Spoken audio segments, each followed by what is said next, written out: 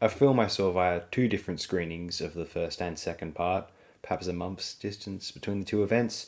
This is The Palestine Laboratory from journalist Antony Loewenstein and director Davies, a documentary summation of the topics Loewenstein covered in his May 2023 book, also titled The Palestine Laboratory. The documentary was partly intended to re emphasize and offer more direct footage and interviews of the journalism of the initial book, but also to examine and assess how events have changed and seemingly accelerated since the events after October 7th. Among the subjects explored in this documentary undertaking are how surveillance technology tested on Palestinians in the West Bank or Gaza is being optimized for their eventual sharing or sale with other intelligence agencies around the world, as well as the big tech companies of America's West Coast. Perhaps they may be considered a wing of America's intelligence conglomerate, though. How a number of nations, including Mexico, India, and South Africa during the apartheid era, were cultivating major ties to Israel based upon the sale and proliferation of weapons, and how, as the title suggests, Palestine is almost akin to a laboratory where technology is tested and then sold to the rest of the world as tools with which one can survey and subjugate a population it deems undesirable. Now, one can view these documentaries via Al Jazeera. It has also been uploaded to YouTube, although the reason I went to view them at the public screenings was, other than wanting to be among like-minded, sane people who share an adjacent conviction, was to be present for a discussion and Q&A with Antony Loewenstein himself. Loewenstein, for those who don't know, is a thoroughly esteemed Australian journalist, a handful of them exist, of Jewish descent himself, who has been incredibly steadfast in procuring the clinical facts of contemporary contentious issues, and has perhaps been most notable for his work regarding the Israel-Palestine conflict even before, though most certainly after, the publication of the Palestine Laboratory book in May 2023. It was an immensely depressing, though ultimately enriching, two occasions, and it was highly appreciated to be in the presence of Loewenstein, whose off-the-top knowledge in the discussion and Q&A was absolutely astounding. The discussion was held between Loewenstein and Ahmed Abadlah, a man from Gaza who now resides in Sydney, a very determined and unavoidably admirable fellow who I've had the pleasure of interacting with briefly. It was an honour to be in the presence of both.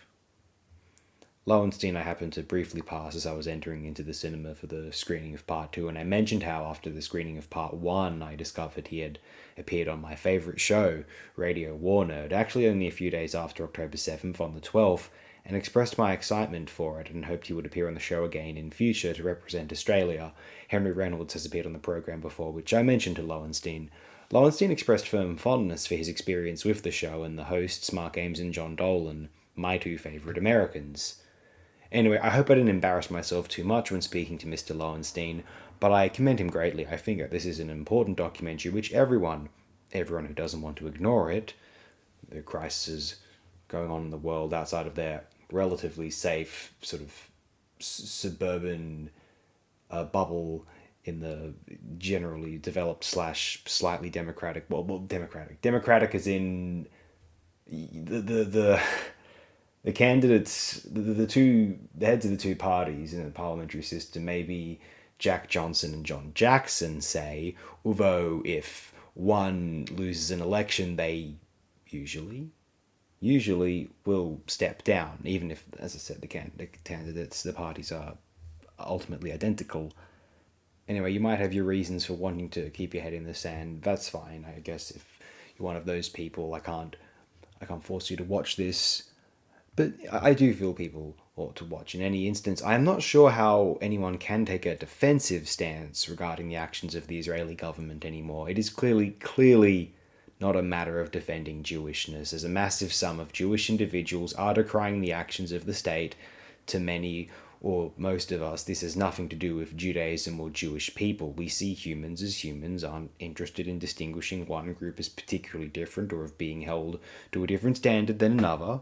And just as if this were a European nation committing atrocities on another European nation, as to a degree, not necessarily European, that's part of the wider controversy, but the Russians' horror unleashed upon Ukraine is sweepingly assessed, or an Arab nation committing this violence, these crimes upon an Arab neighbouring nation, we condemn the violence of Israel against a population being punished for the actions of a militia for the crimes of their government, which I don't think any reasonable person now thinks is a valid course of action or response, I can perhaps mildly forgive one for not considering the terrors between Israel and Palestine prior to the post October 7th barbarism to be of a unique evil in the context of the wider world. Many would point to the actions of other nations in the Middle East, Turkey against the Kurds, the Saudis upon everyone living in their nation, apparently, Shiite nations mistreating non Shiite Muslim denominations, Egypt's ruthless military or military backed dictatorships, and perhaps even that Israel was not the only war crime committing nation that America was propping up.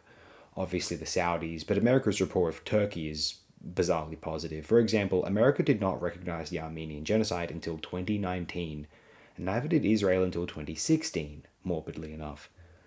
Although the scale of the slaughter post October 7th has been the event of my lifetime, or since I've been cognizant anyway, I was young enough to not be aware of the Iraq War really when it was happening or when it was beginning, the first few years of it, which, you know, inspires one, to sort of motivates one to really speak out against what one's government is ultimately supporting. And though the statements aren't quite public, it is clear based upon the record that Australia is ultimately supporting the actions of Israel and Gaza. I'd recommend looking into the Palestinians Don't Need Sidewalks documentary for more just clear-cut evidence of that. Though also I'm sure journalists like Loewenstein are making this very clear, as he did in the Q&A session specifically. I don't know how much that was covered in the Palestine laboratory itself, although he made it very clear that it's quite evident that Australia and some of our top military hardware firms are supplying, if nothing else, weapons parts, which to me that's weapons to Israel in its current slaughtering of the Gazan people. One could argue that it is the most horrifying wave of violence or prospective genocide since the rampant slaughter of ISIL, or if you want to go back a little further, in a more fitting apt comparison, Indonesia's remorseless invasion of East Timor, which is a textbook genocide in history, if perhaps there ever was one. Post-World War II, certainly, I feel. We are powerless, at least for the time being. We can't choose to give up hope and go full nihilist, because one, it certainly minimises the opportunity for things to possibly turn around, and two, because precisely that we have nothing to lose. And also, what would you wish you did in the decades from now, when these events perhaps are considered the most atrocious human behaviour in the top three of the 21st century, bottom three, I guess, rather, of the 21st century thus far? We're not asking you to attend public gatherings, or I would recommend that you do personally, or to share posts on social media, or to even necessarily change your daily routine. However, cease thinking that this is a complicated issue. The existence, to a degree to which it still does, of Hamas is irrelevant as of now. Does any atrocities committed by Hamas justify the criminal actions committed upon the civilians of Gaza, even if they have been supporters of Hamas itself? And also a follow-up question, why wouldn't they support Hamas if they've been subject to Israeli brutality for their entire lives? I'm not saying it is right. I'd prefer it if they didn't support a terrorist outfit or prospectively radical Islamic sect. One could argue, though, and people have, for the Great March of 2018 was their attempt at a non-violent demonstration, and Israel's violent response to it inspired a renewed enthusiasm for violent resistance. But I do believe that it is, however ugly and unpreferable, inevitable that the Palestinian people, especially in the Gaza Strip, due to the mortifying, blood-curdling conditions there, would support a ruthless terrorist organisation. In our thousands, in our millions, we are all Palestinians.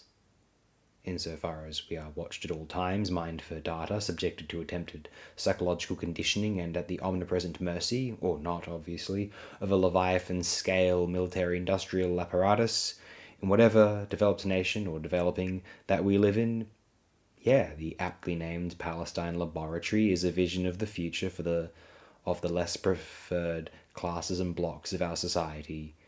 Yes, it is truer than ever. We are all, or will be, if the most powerful elites would have it, all Palestinians.